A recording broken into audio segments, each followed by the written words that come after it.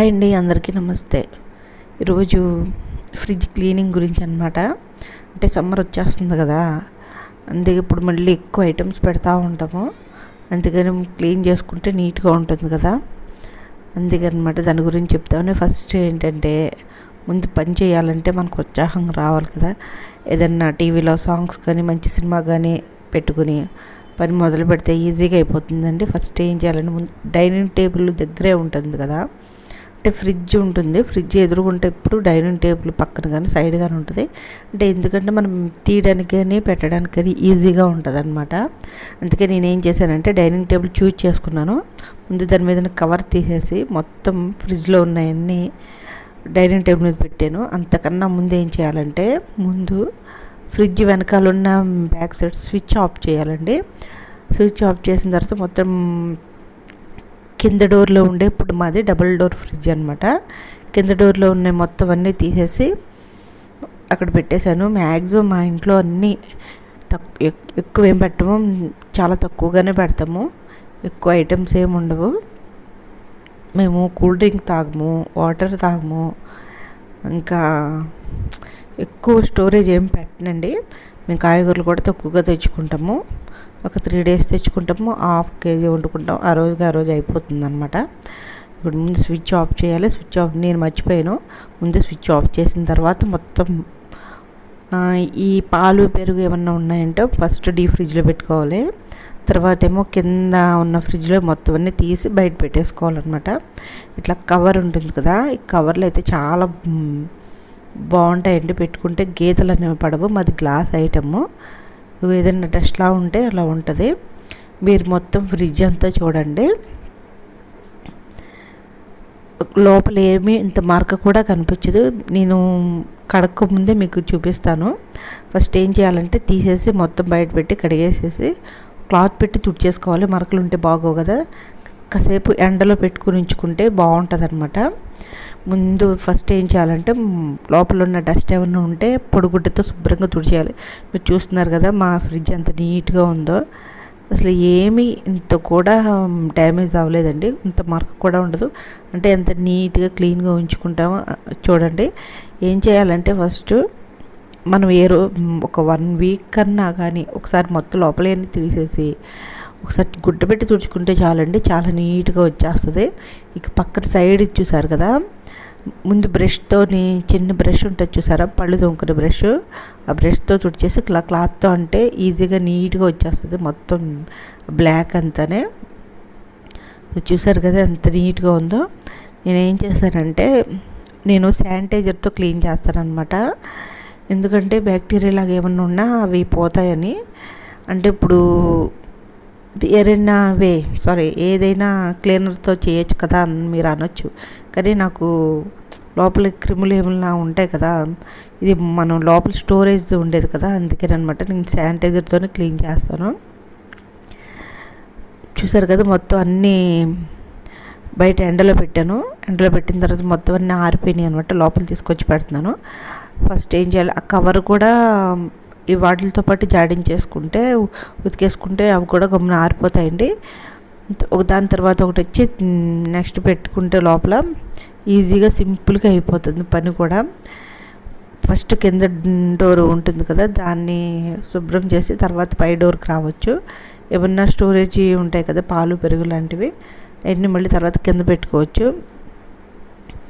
ఎందుకంటే ఎక్కువ అంతా తీసేసి ఒకసారి శ్రమ పడిపోయి అంత కష్టంగా అన్నట్టు అనిపిస్తుంది. ఫ్రిడ్జ్ అంటే చాలామందికి తలకాయ నొప్పి వస్తుంది. ఫ్రిడ్జ్ క్లీన్ చేయడం అంటే రోజు దాని మీద యూజ్ చేస్తాం, కానీ క్లీన్ చేయాలంటే చాలా ఇబ్బందిగా ఉన్నట్టు అనిపిస్తుంది. కానీ నాకైతే చాలా ఈజీగా సింపుల్గా అయిపోతుంది. ఎక్కువగా పిండిలు మొత్తం ఇంకేమన్నా మిగతా ఐటమ్స్ ఉంటాయి చూసారా, అన్నీ అయిపోయిన తర్వాత క్లీన్ చేసుకుంటే మనకి ఈజీగా ఉంటుంది అనమాట. ఎందుకంటే వాటిలో ఉన్నాయన్నీ బయట పెట్టి లోపల పెట్టి ఎన్ని ప్రాసెస్ లేకుండా మొత్తం ఇవి మంత్ ఎండింగ్ అన్నీ అయిపోతాయి చూసారా. అవన్నీ కూరగాయలు, పిండిలు, పాలు అన్నీ మొత్తం అన్నీ అయిపోయిన తర్వాత, పాలు అంటే మనం రోజు ఉంటాయి, అవన్నీ అయిపోయిన తర్వాత మనం క్లీన్ చేసుకుంటేనే బాగుంటుంది. ఫస్ట్ మొత్తం అన్నీ క్లీన్ చేశాను. క్లీన్ చేసిన తర్వాత పై దగ్గరికి వెళ్ళానంటే పైన కూడా మొత్తం క్లీన్ చేసేసాను. పై డోర్లోనే ఇప్పుడు ఐస్ ఐటమ్స్ ఎక్కువ ఉంటాయి కదా, ఐస్ మనం స్టోర్ చేయాలి. ఇప్పుడు జ్యూసెస్ వేసవికాలం వస్తుంది కదా, జ్యూస్ చేసుకోవాలంటే నేను ఏం చేస్తానంటే ఈ వింటర్ సీజను ఈ రైనీ సీజన్లో ఏం చేస్తానంటే మొత్తం లోపల ఉన్న ఐస్ ఐటమ్స్ అన్నీ తీసేస్తాను, ఖాళీగా ఉంచుతాను అనమాట. ఎందుకండి అనవసరంగా వేస్ట్, కరెంటు కూడా అవుతుంది దానికి, అండ్ పవర్ కూడా ఎక్కువ అవుతుంది. ఇప్పుడు 3 months మనకు యూజ్ అవుతుంది కాబట్టి ఇప్పుడు పెట్టుకుంటే పర్వాలేదు. అవి కూడా తీసి పక్కన పెట్టేస్తాను నేను. అది మనం ఇప్పుడు లోపల ఎంత క్లీన్ చేస్తున్నామో మనం బయట కూడా అంతే క్లీన్ చేయాలండి. మనం ఇప్పుడు వంట చేస్తూ ఉంటాము, సపోజ్ చేతికి ఏదైనా అనుకుంటే ఫ్రిడ్జ్లో ఏదో ఒకటి అవసరం వస్తుంది, వచ్చి వెంటనే చేయబెట్టి తీసేస్తాము, అన్ని మరకలన్నీ బాగా పడిపోతాయి. కానీ అంత మెయింటైన్ చేయాలంటే కష్టం. కాబట్టి ఏం చేయాలంటే మీకు కావాల్సిన ఐటమ్స్ ఏం కావాలో పొద్దుట అన్నీ ముందు తీసి బయట పెట్టేసుకోండి. ఇట్లాగ అటు తిరిగి ఇటు తిరిగి మనం ఎక్కువగా గాబరా పడిపోకుండా ఇట్లాగా సింపుల్గా అయిపోతుంది. మనకి ఫ్రిడ్జ్ కూడా నీట్గా ఉంటుంది. తర్వాత మనం వేయాల్సిన కరివేపాకుతో సహా మొత్తం తీసి బయట పెట్టుకుంటే చక్కగా మనం ఎక్కువ తిరిగే పని ఉండదు, టైం కూడా కలిసి వస్తుంది. అవన్నీ దగ్గరగా ఉంటాయి అన్నమాట. ఈజీ ప్రాసెస్ అన్నమాట అది. ఇదిగోండి కింద కూడా కాయగూరలు వేస్తాం చూసారా, కాయగూరలు వేసే దగ్గర కూడా మనం వేసుకుంటే ఏదన్నా కొంచెం కాయగూరలు కొంచెం ఎప్పుడన్నా మనం ఒక్కొక్కసారి చూడము, కుళ్ళిపోయినాయి అనుకోండి, అది వాసన వస్తూ ఉంటాయి కదా, ఆ వాటర్ వచ్చినప్పుడు వాటర్ అనేది కిందకి కూడా పోకుండా ఉంటుంది. నాకు ఎక్కువగా ఫ్రిడ్జ్లో ఉండేవి పికిల్స్ ఎక్కువ ఉంటాయి. తర్వాత డ్రై ఫ్రూట్స్, నట్స్ ఇట్లాగా అన్నీ ఉంటాయన్నమాట. మసాలాలు అవన్నీ ఎక్కువ ఉండవండి, ఫ్రెష్గా నేను ఎప్పటికప్పుడు చేసుకుంటాను. జింజర్ గార్లిక్ పేస్ట్ ఒక్కటే ఉంటుంది. అంత ఎక్కువ నాకు ఎక్కువగా ఉండేది ఏంటంటే నేను టిఫిన్కి పిండిలు ప్రిపేర్ చేస్తాను కదా, అవే నాకు ఎక్కువ స్టోరేజ్ ఉంటుంది. నేను మొత్తం A to Z గారెపిండి, పెసరపిండి, అట్టుపిండి, ఇడ్లీ పిండి మొత్తం 5 రకాలు వేస్తాను అనమాట. మాకేంటంటే మార్నింగ్, ఈవినింగ్, సాయంత్రం కూడా టిఫిన్ అనమాట, 3 పూటలా ఉంటాయి. అందుకని అప్పటికప్పుడు పిల్లలతో నాకు కుదరదు కదండి, అందుకే అవే ఎక్కువ స్టోరేజ్ ఉంటుంది అనమాట. అవే ఎక్కువ స్టోరేజ్ చేస్తాను. సడన్గా సాయంత్రం పిల్లలకి ఏమన్నా కావాలి అనుకుంటే అప్పటికప్పుడు వేయడానికి నాకు వీలుగా అన్ని రకాలుగానే వేసి పెట్టుకుంటాను. నాకు అందుకే ఎక్కువ స్టోరేజ్ అవుతుంది, అవే కనిపిస్తాయి. తర్వాత ఎక్కువ ఎన్వి ఐటమ్స్ అనమాట.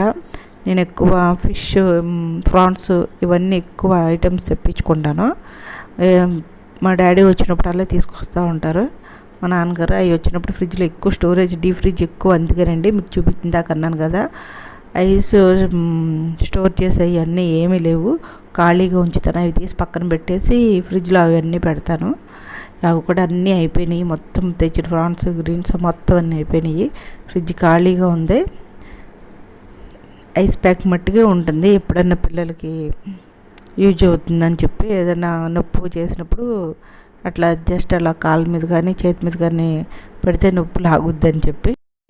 మనం ఎప్పుడన్నా స్ప్రే పెట్టి మనం ఇట్లా స్ప్రే చేసినప్పుడు ఎప్పుడు ఏ లిక్విడ్ అయినా సరే కానీ అక్కడ హోల్స్లా కనిపిస్తున్నాయి చూసారా, ఆ హోల్స్లోకి పోకుండా జాగ్రత్తగా చూసుకుని అప్పుడు స్ప్రే చేయాలన్నమాట మొత్తం అంతానే.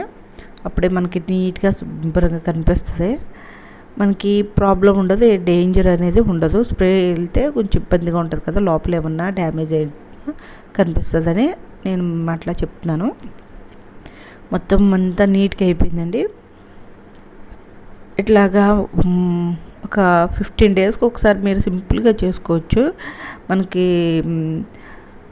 స్మెల్ అనేది రాకుండా ఉంటుంది.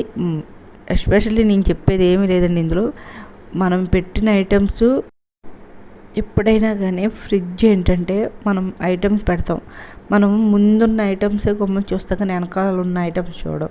అందుకే అదేనండి మెయిన్ ప్రాబ్లం వస్తుంది, స్మెల్ వచ్చేస్తుంది. ప్రతి దానికి మూత ఉండాలి. వెనకాల ఉన్నాయన్నీ ముందు పెట్టుకుని, ముందున్నాయనికి వెనక పెట్టుకుని కొంచెం అలా సర్దుకుంటూ చేసుకుంటూ ఉండాలి. లేకపోతే లోపలంతా స్టోరేజ్ అయిపోయి చిరాకుగా అనిపిస్తుంది, ఎక్కువ ఐటమ్స్ ఉన్నట్టు కనిపిస్తాయి అన్నమాట. ఫ్రిడ్జ్ అంతా ఇంకొకటి పెట్టుకుంటా కూడా యూజ్ అవ్వవు. ఇదేనండి ఈరోజు వీడియోలో నేను షేర్ చేసుకోవాలనుకుంటుంది. Bye bye.